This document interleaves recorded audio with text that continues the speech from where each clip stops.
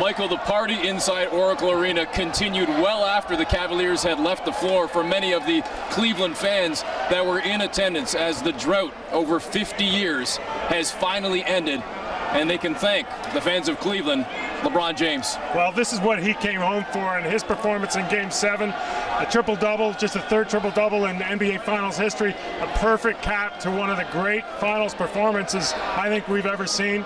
And I think what's really interesting about that is, going into this Finals, you were looking at LeBron James. If he loses 2-5 in NBA Finals, you can nitpick at that a little bit. All of a sudden, he's got this great storybook finish.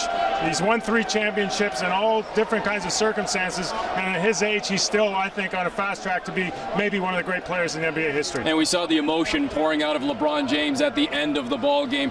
Obviously a huge moment for him, but the game itself, the way at which he performed. You mentioned the triple-double, but it seemed like he and the Cavs had an answer every time Golden State tried to go on a run and potentially put Cleveland out of it. Well, I think the key here, Eric, is the game itself. I mean, so many times in this situation, the build-up doesn't quite match the result, and here you are in Game 7, building full, crazy, still crazy, well after the final buzzer. And like you said, it was almost like a boxing match. So, the punch, counter punch, there always seemed to be a response from one way or the other, but ultimately the Cavs, Kyrie Irving, LeBron James, they were the ones who were the last ones standing. Now we talk about the Cleveland game and how well they played.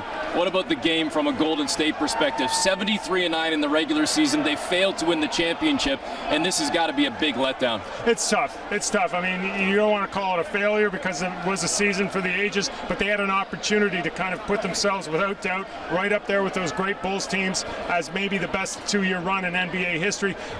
Obviously, I think Steph Curry's probably going to wear this a little bit. Not his greatest moment, certainly not tonight. You saw him uncharacteristically, I thought, try to get into a little hero ball down the stretch, and he's still a young player. He's going to fail on these stages. I'm sure he'll be back on a stage like this, but yeah, no doubt a bitter taste. Well, it could be, ironically, these same 2 teams next June when you think about the way that they're constructed, and could we be seeing a third straight showdown between Cleveland and Golden State next summer?